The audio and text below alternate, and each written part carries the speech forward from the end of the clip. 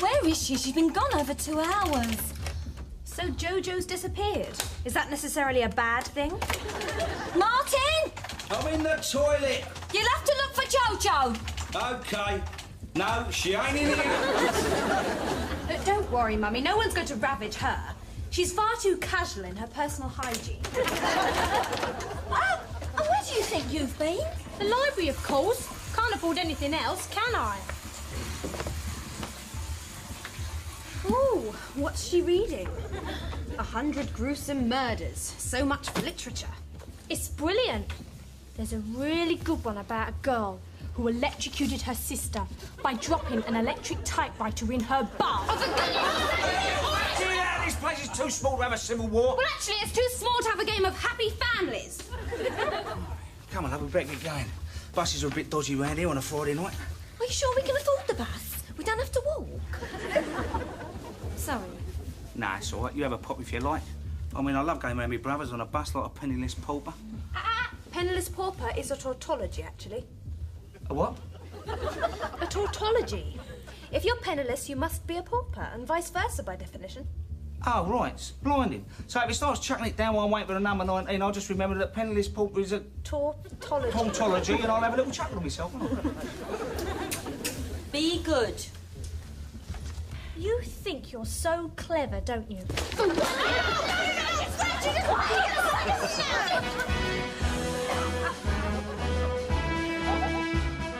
To the body himself, but Bruno Sensity's got his man going, and there's no doubt about it. Philip McCallum, very much one of the pre-race favourites after scoring 5 wins.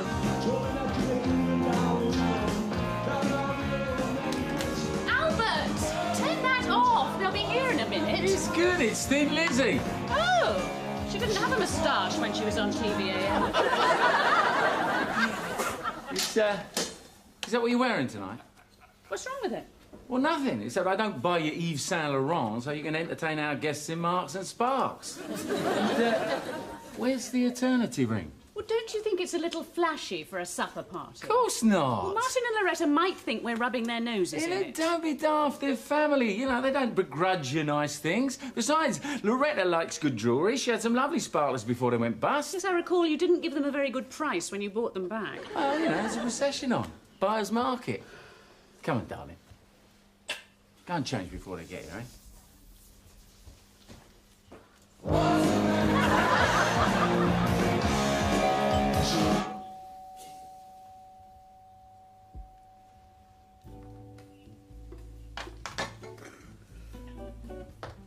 Martha! We met in the link. Well, great. Saves introductions. Ellen, good to see you. Rita, you look fantastic. Thank you. So, by implication, I must look like a bag of cat litter. Loretta, you know, I think you're gorgeous. I don't have to tell you. So full of it, Albert. Yeah, but it's best quality yet.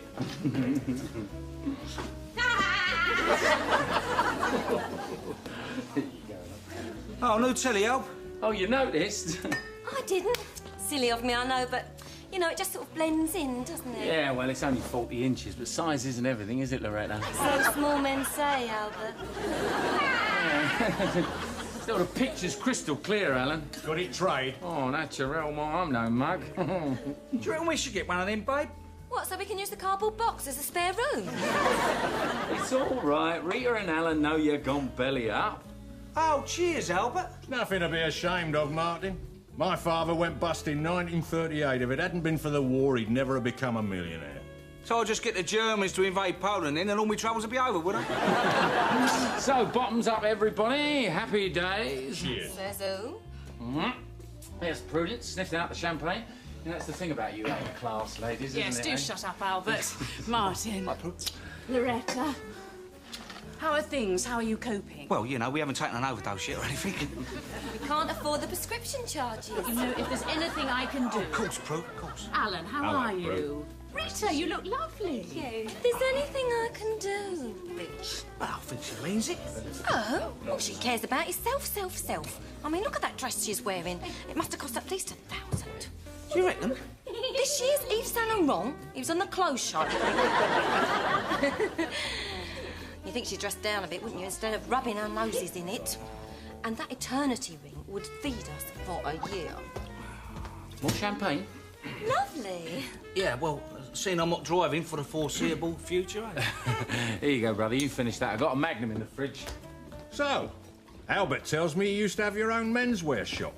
Yeah, Le Star Anglais. Hertfordshire's leading premier designer boutique. Well, it was, until the bank did the dirty on us. I had one of the Shadows buy a jacket there once. Which one? It was the Fantoni silk and linen blend. I think Alan means which shadow. Oh. I used to drive past your shop sometimes on the way to the golf club. Always had a lovely window display. Ah, now that would be Loretta. She studied window dressing at college. Not window dressing, Prudence. Design and display. Either way, it was very attractive, Loretta. And that swimwear display you had last Christmas, now that was really mould-breaking. Yeah, well, some of our customers went in for expensive winter sunshine holidays. But not last year. No one could afford a winter holiday last year. Well, no, there was no dough about, was it? You must have been sickened when you had to close. Yeah. Worst day of my life. Thing is, Martin, people want bargains nowadays. Right. I mean, no one gives a toss for quality no more, do they? You know the Slaggers chain? Well, that's exactly what I'm talking about, isn't it? Well, it was shops like Slaggers that put me out of business. Mind you, have you seen the crap they sell? I bet they're taking bundles, though, what with them 10-quid shell suits and those horrible made-in-Taiwan, 100% nylon, guaranteed to shrink, run, smell-free for a fiver T-shirts. Some people can only afford inexpensive clothes, Martin. Yeah, well... It's easy for her to say in a £1,000 dress. Loretta, I know how you must feel. No, you don't. You haven't got the first idea. Martin, shops like Slaggers fulfill a need for people without much cash. People like... well, people like you. Cobblers.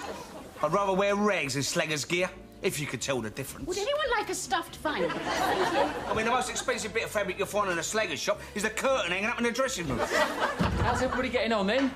Like a house on fire. Oh, yeah, I'm just about to throw myself through the window. Did Alan mention about Slaggers yet? Oh, don't you start. I did bring it up, Albert, but your brother seems a bit unenthusiastic. Well, what's so special about Slaggers, anyway? Oh, well, Alan owns them, doesn't he? So what's it all about, then, Al? Was it some sort of joke? Bring your poor, destitute brother round so your best mate and you can have a pop at him? Poor destitute's a tautology. Ain't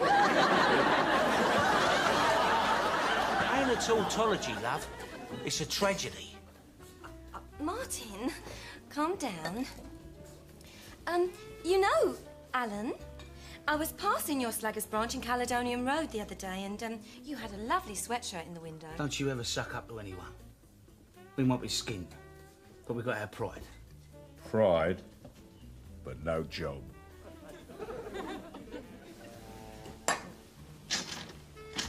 You looking for a right-hander? No, he's looking for a regional manager, but I've got a horrible feeling you just failed the interview. You wouldn't have wanted the job with Slaggers anyway. Oh, no, 35k a year, company car. I wouldn't want that, would I? It's all Albert's fault. Never tells me nothing. Springs things on me like I'm some sort of kid. Although you do tend to overreact, darling. Overreact? If you're saying I always open my mouth before I think, just say so, all right? Like I say, you overreact.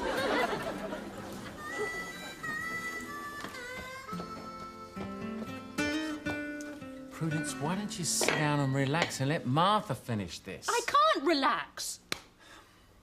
You should have prepared Martin. You shouldn't have sprung it on him. It was going to be a surprise.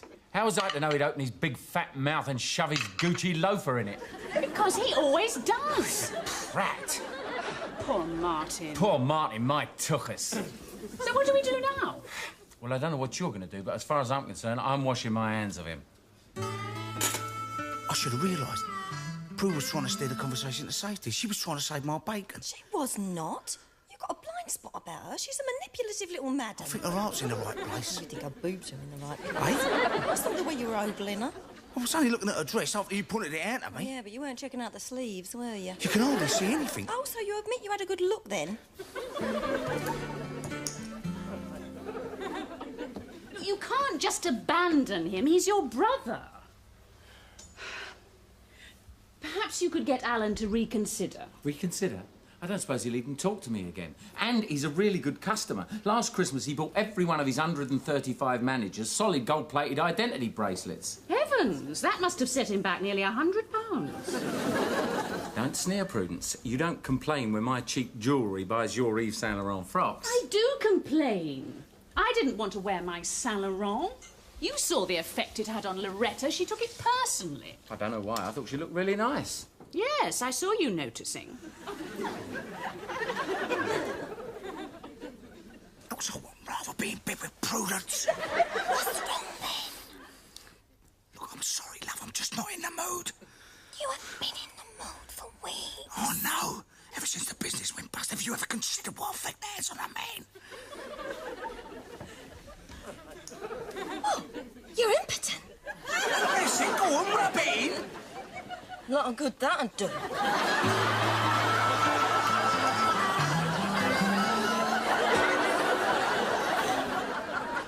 Come on, Prue, love. It was me that introduced Martin to Loretta in the first place. If I'd have fancied her, I'd have had her for myself, wouldn't I? Maybe you did. Don't be daft. Look, let's forget about Martin and Loretta for tonight, shall we? Hey? Come sit on my lap. Let's watch that naughty little Italian satellite channel, eh? No, I'm not in the mood. Even if I'm a really good boy? Eh? Even if I promise to try and help him out? I think you'll find it's Channel 69.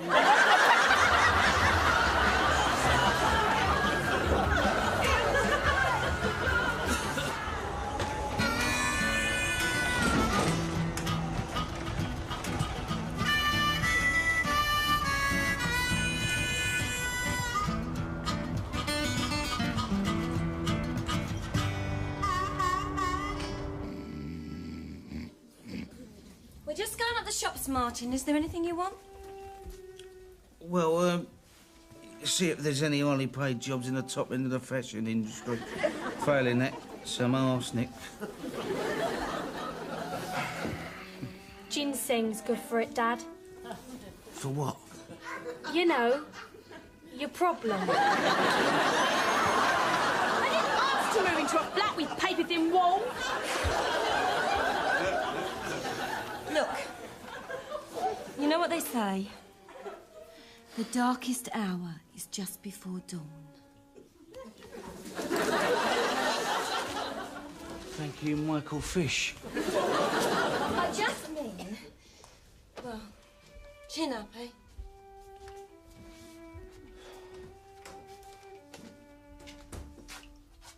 It ain't my chin that's the problem, is it? Who is it?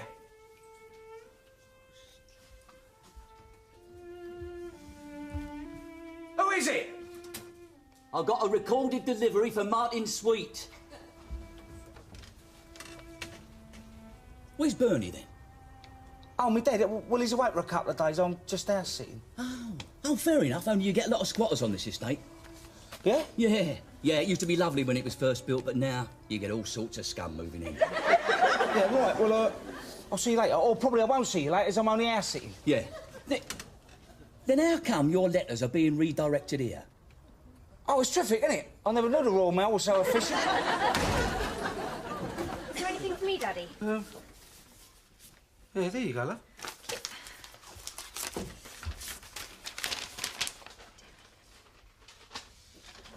Damn! Damn! What is it? Oh, nothing. Well, it's got to be something, love.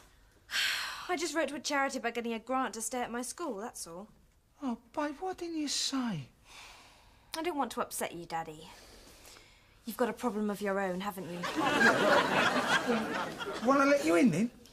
Well, no, they haven't turned me down. They've just said they can't help me without proof of parents' death.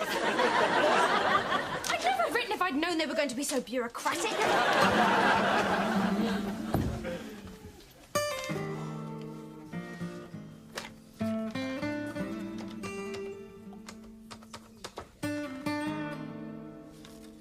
Hello, Dad. Listen, you're around lunchtime. It's just I've got to talk to somebody.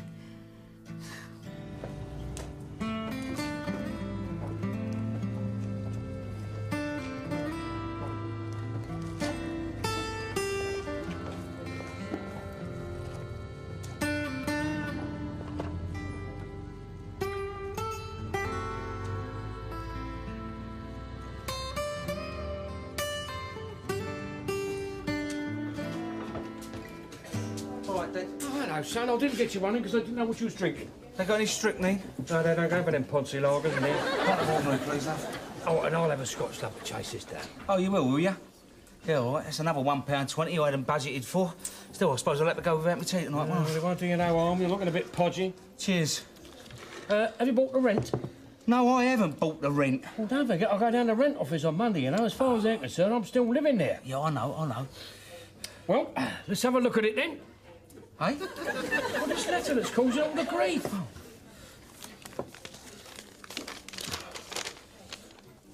They're auctioning off your house tomorrow. Don't give him much notice, do they? Yeah, well, they wrote a fortnight ago, you know, but they had to redirect the letter. That's good, isn't it, eh? The bank, they sling you out of your house, but they keep sending letters there. Oh, that's funny, that is, isn't it? Yeah, that's hilarious. I mean, I'm thinking about putting it on the back of a postcard and sending it to Little and Large. You need to be better, son. Why not? I mean, it's so hard, Dad. Well, that's not what I heard. What? Well, the Jojo down the shop, she was telling me that you was having a bit of difficulty in the bedroom department. Oh, why don't you shout it out? I mean, some of the people in here have only got NHS hearing aids. I admire you, son. The way you share things with your kids. Oh, I wish I'd shared more with you when you were young. Told you and Albert the problem I had arousing your mother. Dad, I don't want to hear about it. Talk about frigid. You strap a pair of kippers to her, they keep fresh for a fortnight. Oh, hello, Albert. So, do you want a drink? Martin shouts. No, Ty, I don't think I'll risk it. I've got a business lunch later with Alan Henderson. Trying to repair a 12-year relationship my brother almost destroyed last night in 12 minutes. I'm sorry, Al. Yeah, I know you've got your worries. What with your dysfunction. What? Oh, Dad. We are family, son. We shouldn't have any secrets. So what's this about a letter? Oh, yes.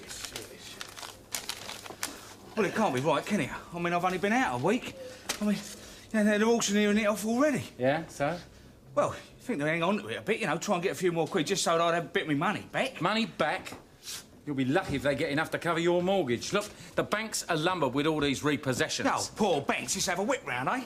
They don't have time to hang around showing them the time wasters. It's under the hammer, bang, bang, and on to the next one. So what do you want me to do about it? Well, I just thought you might be able to give me some advice. Advice? You want advice? I'll give you some advice. The next time I introduce you to somebody, why don't you try and be a bit more polite to them? They might want to offer you a job. I'll see you.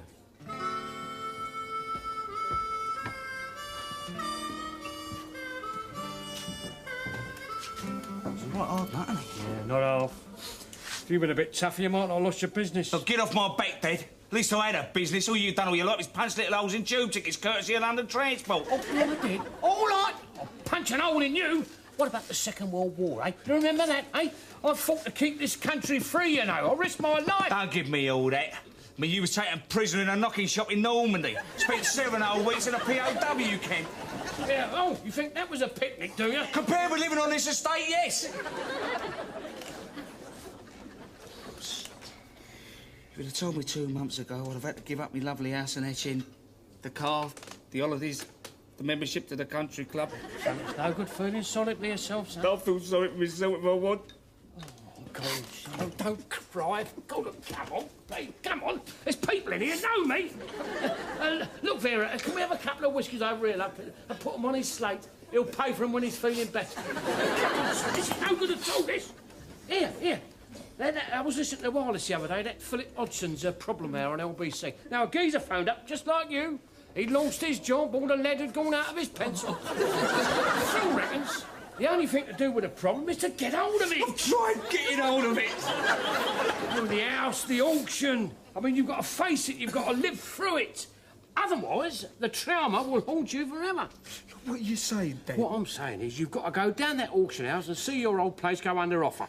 No, I couldn't do that. You've got to, son. You've got to see it flogged off so you can say goodbye to that part of your life and face the future. See, what you're going through is a form of bereavement, you see. You're a grieving, right? Oh, it's spade loads, yeah. Yeah, well, see, it's just like when someone dies. You've got to see them in their coffin, watch it go into the ground, and so you know they've really gone, see? Do you reckon? Yes, I know. They say it was with your mother. I had to see her in a simple oaken casket, watch it lowered into the good earth, and scatter soil over it with my own hands, and sort of say, goodbye. Really? Yeah. Because that was the only way I could feel sure I'd finally got shot of the old cow.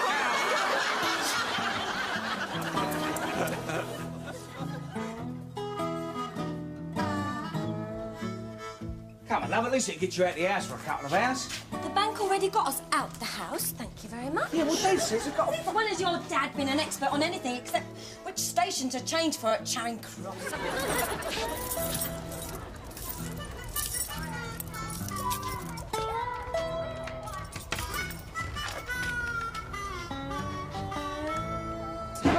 Shh! That's the goals. You ready, you two? Dad, must you do that? Do what? Let yourself in! Why can't you ring the doorbell? Oh, you've got a key, ain't I? I mean, it is my flat, you know. You're only staying there out of the kindness of my heart. Oh, and talking of which, about the rent. Yeah, well, later, Dad. Come on, we better get moving. Here. What you done with my cocktail cabinet? We ain't done nothing to it. Except the man from the Antiques Roadshow nearly fainted when he saw it. It's over there. It should be over here. It's over there, because it's hiding in the damp patch. What damp patch? There was no damp patch in here when I lived in here. There was, but it was concealed by the 5 years' accumulation of cobwebs. Expect a bloke living on his own to do the cleaning, can you? Why? Something genetic, is it? If you've got a penis, you can't use a hoover! Oh, I'm sorry, Dad, I don't know what's got into her. Well, if you ask me, it's what hasn't got into her that's the trouble. This substantial freehold property in a sought-after part of Berkshire, it last changed hands in 1988 for £650,000. Who will start the bidding at £250,000? Blimey, that all? Oh, it's a bargain with someone, son. 50, 275, 300, 350, 400, 400. Sold for £400,000. Lot 15, a pleasant family home in Hatch End. Oh, my God. Takes a nice photo, though, son. Who'll start the bidding at £100,000? 100,000? Thank you, sir. 10, 120, 130, 140. In advance on 140. I don't believe this. I'll be a bargain with someone, though, son. Come, Hatch End must be worth more than 140.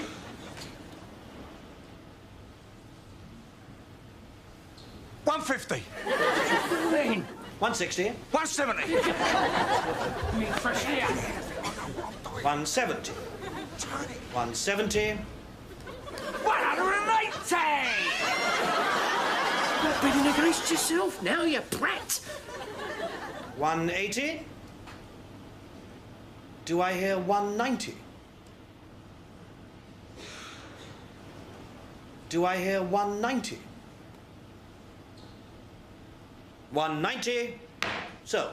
Yes! What you so pleased about? Well, I beat the system, didn't I? 190 grand to clear the mortgage. Well, that's a bloody long tunnel, but at least there's a light at the end of it now, and there ain't a train coming in my direction. Oh, good. Then you give me the rent money. Yeah, all right. Oh, and £2 petrol money. God, give me strength. Yeah, well, we better get back to the flats.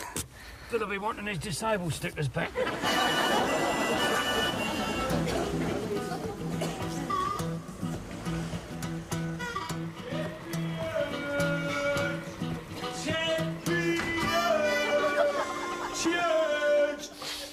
Oh, what is that you're cooking? It smells divine. It's not. It's stuffed heart. Oh, my favourite.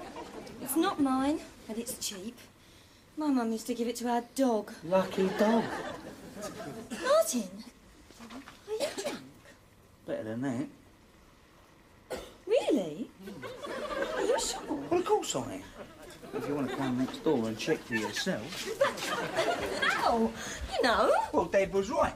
I mean, I faced up to me trauma, saw the house go under offer. And I waved goodbye to me past, saw that chapter of me life go. But not before I bumped up the price by 50 grand! What are you talking about? I'll tell you after. Listen, I hope the girls are out, because these walls are far too thin for the noises we're going to be making. I just put the heart on a low light. Yeah, you do that, because my loins are on a very fast simmer. No, we're out. Don't be a wally. Loretta! You're supposed to be warming up the bed. No, Albert's here. Well, I mean, if I've interrupted something, I can always wait in the car for 5 minutes. Of course you're interrupting something. Look, won't it wait, because I can't. Rediscovered your ardour, have you, Martin? Ardour. A-R-D-O-U-R. Oh, yeah, right. Yeah, well, you know, I'll go then. Bad news can always wait. Right, see you Saturday, Oh, wait a minute, Albert. What bad news? Who cares? Well, you know your house came up for auction today. Yeah, of course we know. Yeah, well, this morning I had this really terrific idea. Prudence was against it, of course. And I thought, well, you know, maybe I could buy their house back cheap. And give it back to us? Rent it back to you, yeah. So I sent my man round to bid. Oh, no. Why didn't you tell us? It was going to be a surprise, wasn't it? I was going to come round with the house keys and say, Martin and Loretta, welcome back to suburbia. But... No. Don't tell me. Some pillock pushed up the bidding by 50,000 and your man had to drop out. How did you know? Because Martin went to the auction. You what? I mean, did you see who it was? No. Well, I mean, if I were you, I'd go round and find that pillock and give him a bloody good slap.